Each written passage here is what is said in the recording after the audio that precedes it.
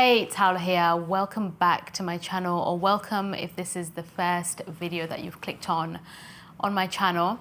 I've been away for the past 8 months. I've not been active at all in this space, but I am back and I hope to create a community here. So hey, yeah, hello, I'm back. So today's video is a little bit different from anything that I have ever shared before on this channel. And the only reason why I'm even able to do so is because I'm in a strong enough and healthy enough space to share this story with you, to share this journey with you. I am going to share my fertility journey and my pregnancy journey thus far. So my story. So we started trying when I was 32 in 2021, end of 2021. We started trying for a baby, and for a few months it just wasn't happening. I kind of started questioning what was going on, but it was probably the best thing to happen or to not happen, because I was moving to the United States in January. I would have been in a new city, in a new country, on my own, starting a master's degree. I don't know the healthcare system here. I don't have a support network. So not falling pregnant was actually the best thing to happen. So I moved in January to America, and my husband stayed in the UK because he was still working on his work visa. I was in New York doing my master's for 5 months, and then I went to visit the UK in May, so 5 months apart. And we weren't expecting anything. We figured it was still going to take a little bit of time to fall pregnant. But lo and behold, we fell pregnant the first time, I guess. We fell pregnant very quickly when I went back to the UK. And the way I found out was by how tired I was. Initially, I thought it was jet lag and it was the heat wave, and so I was sleeping a lot, but it was not that. So yeah, I decided to go and take a test. And on the way to buy that test, I was smiling and I was rubbing my stomach because I just knew. I just felt something was different this time. And lo and behold, had the test, took the test, and I was pregnant.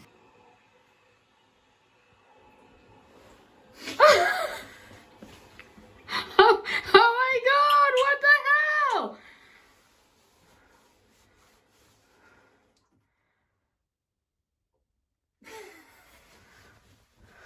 It was surreal, it was overwhelming. I was excited, hopeful, happy, just all the emotions. I was also very anxious suddenly and fearful, like, oh my God, my life is about to change. I'm about to enter a new phase. I am about to bring a human into this world.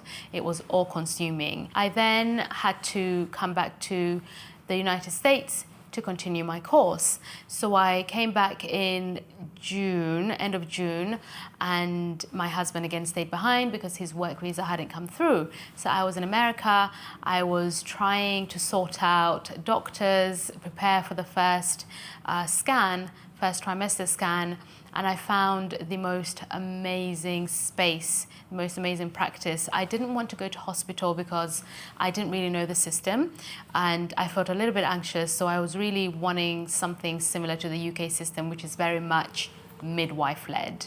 So that's what I found, and yeah, just the best situation. In early August, my husband then moves over to the United States. We're together, and within 2 days of him arriving, we are going to have our first scan. We were so excited. We're going to meet our baby, we're going to see our baby, and just we were back together. Just everything was falling into place, and we were in a space where everything is just magical.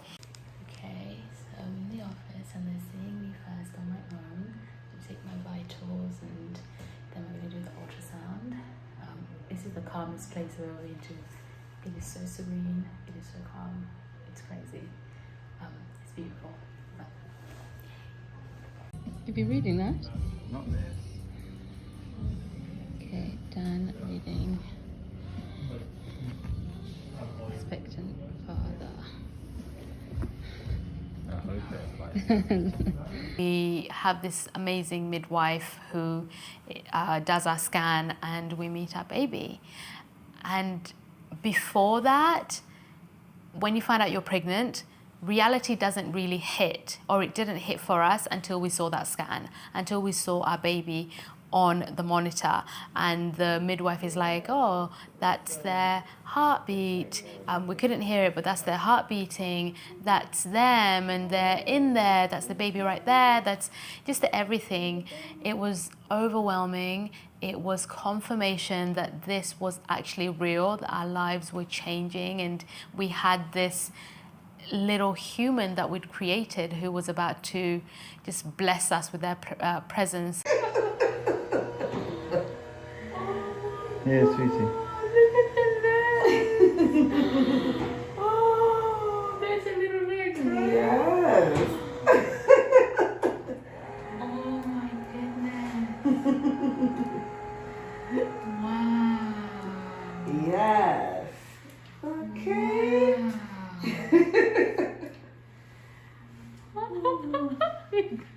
You can. No, I can, but you See everything. And while we were there, they asked us, do you want to do a test? Do you want to do a genetic test for you and your husband and for your baby? And we were surprised. We were just going in for a scan. We didn't know that you even test, that you can even test the baby, that there are tests that you can do. And we said no for a genetic screening for us, and we said, yeah, go on, test the baby. Everything is going to be fine. We're just doing it for formality and just in case. Okay, so we've just seen baby Thorpe, and we're so excited. There's a baby in there. There's an actual baby in there. Are you so excited? So excited. Neither of us cried.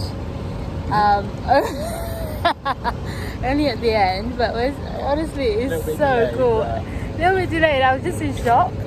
But wow, there's a baby in here. Wow. We then went back home, and we're expecting the results in about 2 weeks.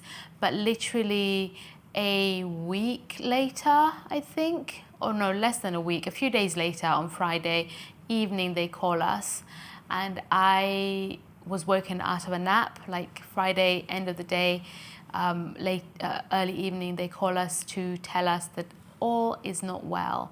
I was not expecting that call. My husband was not expecting that call. They tell us that all is not well.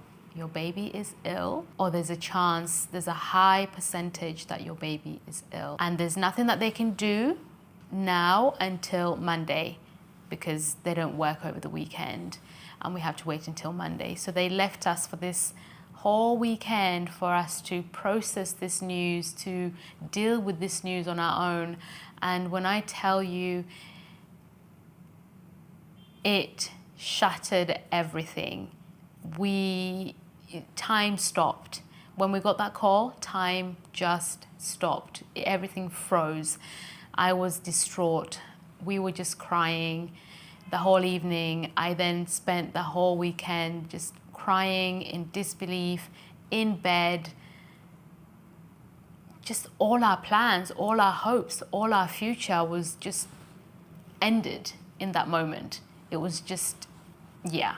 Monday comes along, and we start the process of diagnostics and confirming everything. We also found out that our baby was a boy. We found out the gender. And at this point, I'm 14 weeks along at this point. We then have these diagnostic tests. We hear our baby's heartbeat on the monitor for the first time. And it was so surreal, because we can hear him. His heartbeat is there, but they're telling us he's not well. We lost our baby in August, and the whole experience was the most traumatic experience I've ever gone through. From the moment they gave us that call, from the moment they made that call, to to beyond that. But that particular day was intense. It's unforgettable. To this day, I will always remember it. The nurses, the doctors, the staff were impeccable. They were incredible. They were supportive. They were caring, patient, soothing. They would touch me when, they're comforting me. And that was very, it was very comforting. It helped, despite the pain that we were going through, just knowing that we had this support and supportive network around us, these caring people, empathic, compassionate people around us. It just eased the anxiety and the fear a little bit, right? I went into the operation room, and they did the procedure. It's called a D&C. And after the operation, they put me in a waiting space. And despite being out of it, I was crying for my baby. I was saying they took my baby. I was hysterical. I was out of it. But I knew that they had taken my baby. And to me, I just kept begging, I want my baby, just let me hold him, just let me hold my child. And I thought if I just keep begging them, if I just keep pleading with them, they would eventually let me hold my child. But that wasn't going to happen. I also remember saying, I just want to sing to my baby, I want to play piano to my baby. I remember saying all of that. And eventually I came around and Dan was there helping me along. And then we went home. They gave us footprints of our baby, actually. They gave us footprints of our baby. Anyway, on the day we went back home, and I was in pain. I was just in bed. I was just crying continuously on and off. I had no energy. There was not one bit of energy in me for the longest time. I couldn't talk on the phone. I couldn't text. Everybody who wanted to reach me went through my husband. Yeah, back home, the thing that they don't tell you about, you're going through all these emotional experiences, and you've just had surgery, and the thing they don't tell you about pregnancy loss that far along is the physical signs of your pregnancy. Your body thinks that you have delivered a baby. Your body is reacting as if there is a baby for you to feed, for you to hold. So my stomach was still there. I had a bit of a pregnancy stomach, so that was still there. And I also started to create, I guess, milk. My breasts were leaking milk or liquid, whatever it is. I think it was milk. So much so that I had to put pads to stop it going through my clothes, and that was going on for about 2 weeks. It was excruciating. It was excruciating pain, emotional pain. It was soul destroying, because your body's telling you, your body thinks you've got a child. And my arms were aching. I had all this love. When I tell you it was a physical pain, I had all this love and I had nowhere to put it. There was no one to give it to. It was just overwhelming. It was overwhelming. I didn't want to be happy. I didn't want to smile. I felt I didn't deserve happiness. I just wanted to be with my baby, because why should I be happy when my baby can't be here? What's there to smile about? And before I fell pregnant and before we lost this pregnancy, I didn't know what my purpose was. All of a sudden, I know what my purpose is. To this day, I know my purpose is to be a mother.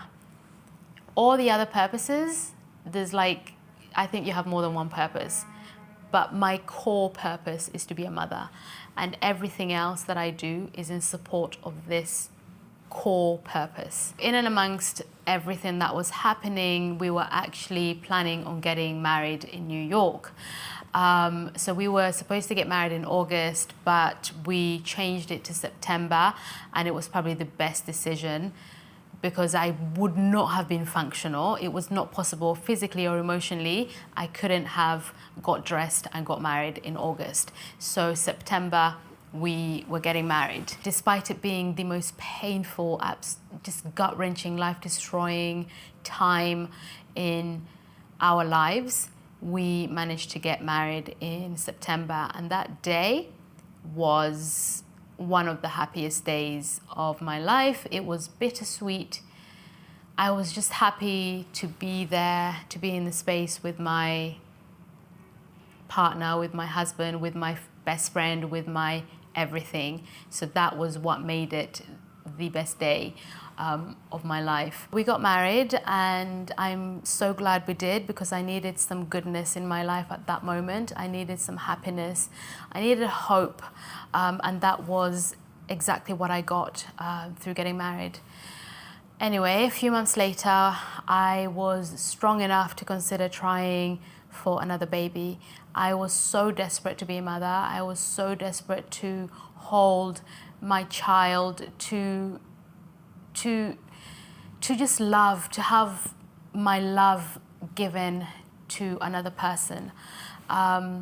So we started trying for another baby. Mind you, nothing and no one can replace my child, my first child, nothing and no one. But we started trying again, and 4 months, just nothing was happening. I wasn't falling pregnant. September, October, November, December, January, nothing. We then decided, okay, let's go and see a fertility specialist. So in February, we went to see a fertility specialist. We're like, trying, and this is what happened the first time. It took us this long to fall pregnant, and then we lost that pregnancy, and then we've been trying and nothing's happening. So we're now looking at what's wrong and what can we do. They had a check, they looked, and they were like, oh, you have lots of follicles and it all looks good, your uterus looks good, but come back in when you're next menstruating and we will check. But before I had to come back, found out I am pregnant for the second time. I'm 2 days late for my period. Well, really, it's 4 days. Going by the app, it's 4 days, but it's, I don't know, it was supposed to be here on the 16th of March. And yeah, we're now on to the 18th. So I wasn't going to do this test, but here we are. I'm feeling, oh my God. Oh my God. No. I mean, yes, I mean, yeah. Oh my God. I'm scared to be happy. 2 to 3 weeks pregnant, 2 to 3 weeks. I know it seems like I'm not happy, but I'm so scared to even be happy. I'm so terrified. After everything we've been through, I'm just scared. Me too. I'm so scared. No, darling.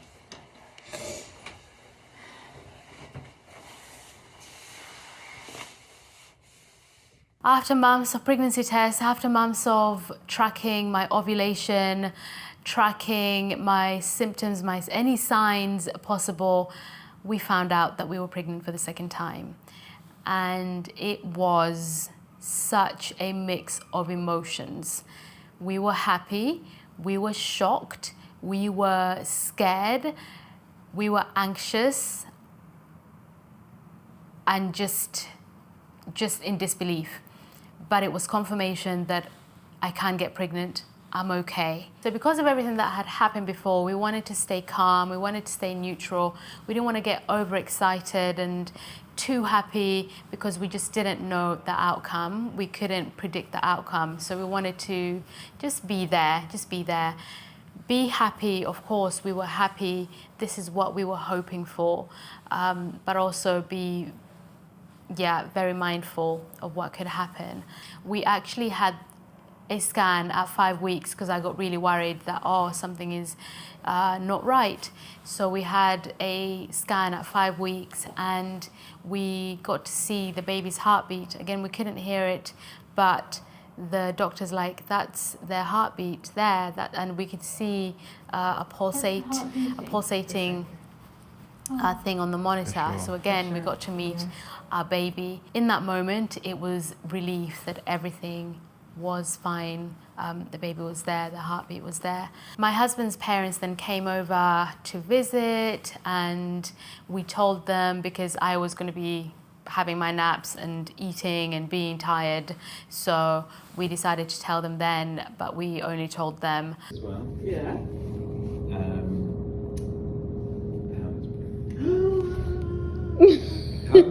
But we're not celebrating.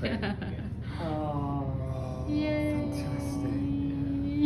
And they then left, and 2 days after that, before I was going to my lessons for that day, I start bleeding. Yeah.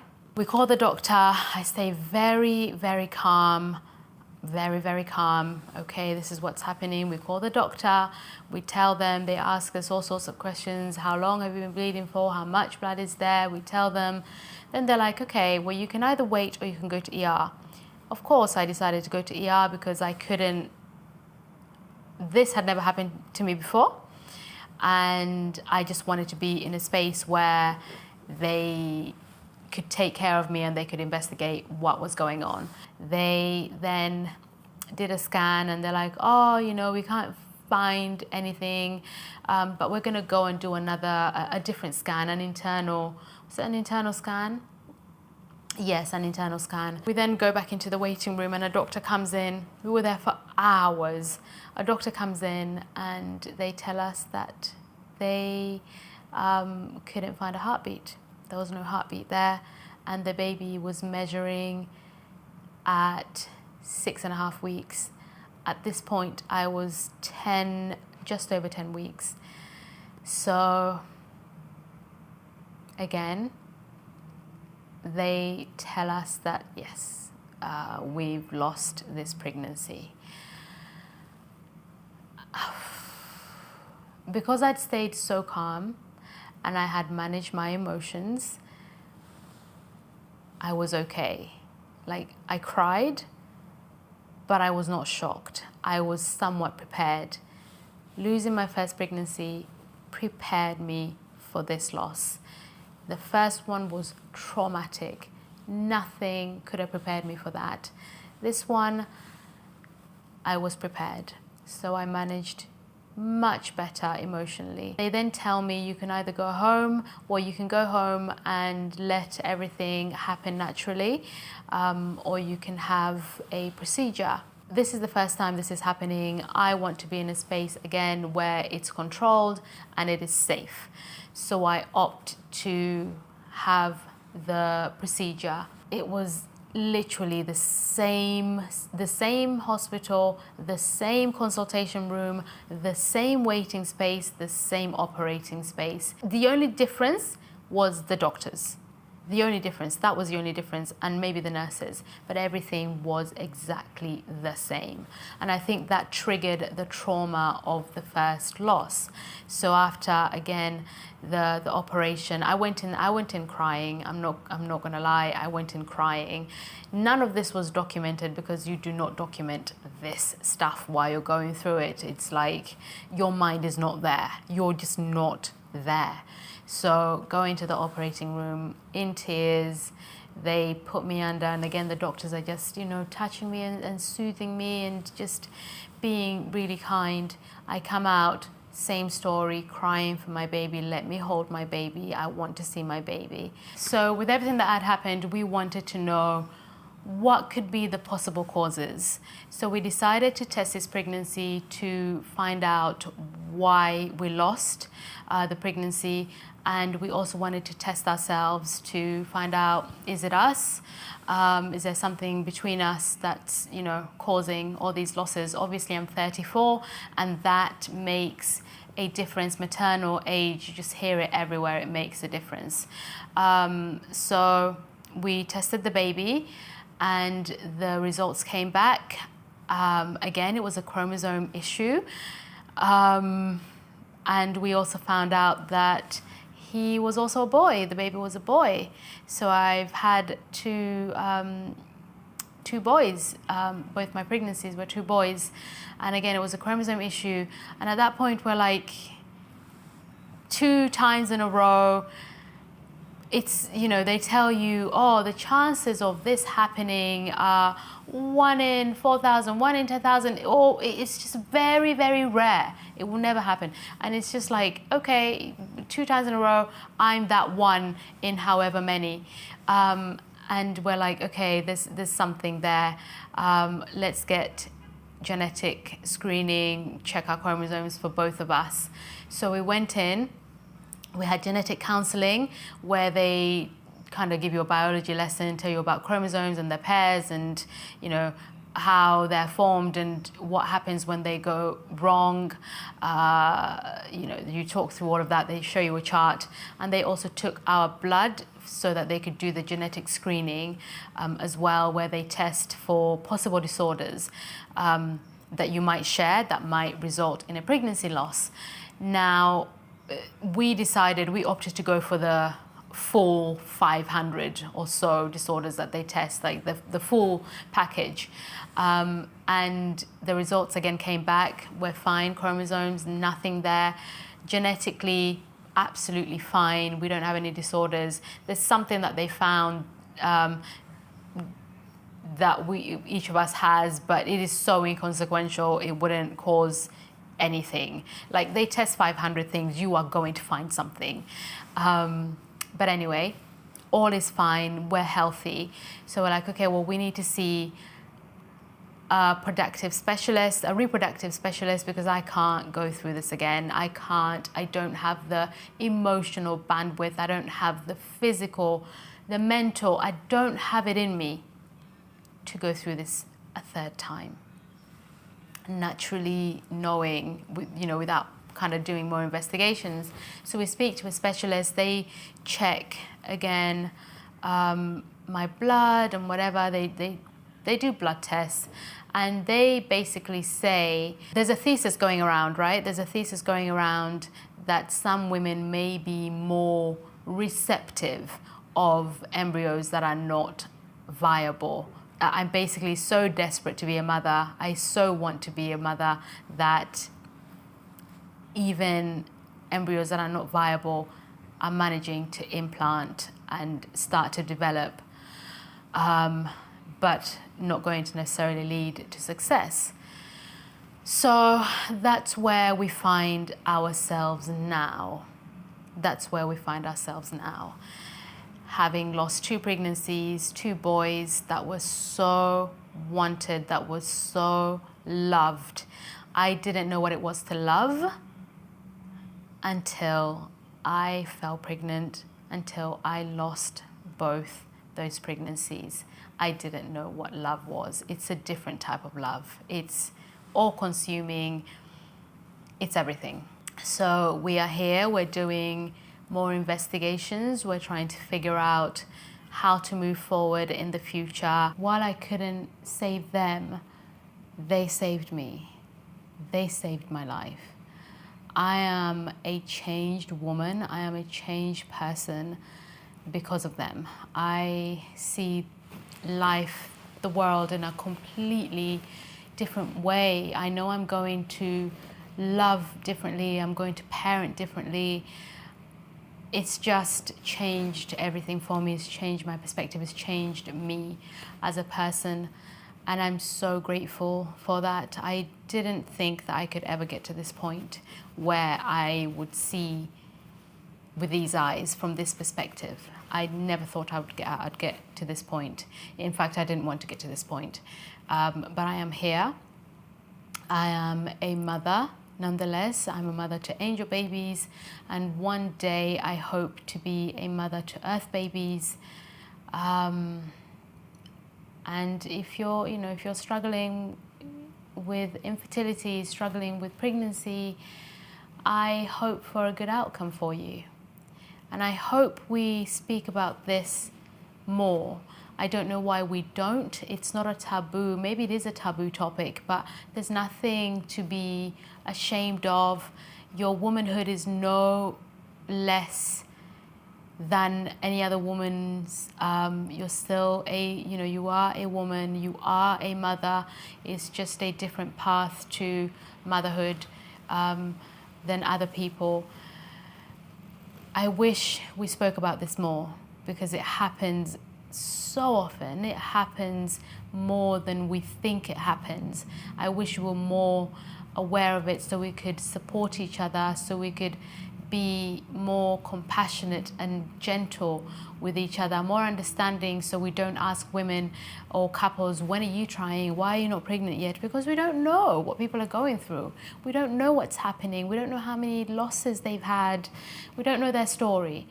And in knowing and speaking about this, I think it would move us into that more compassionate space.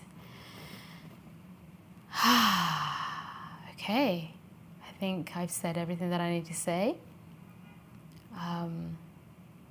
Yeah, you're not alone. You're not alone.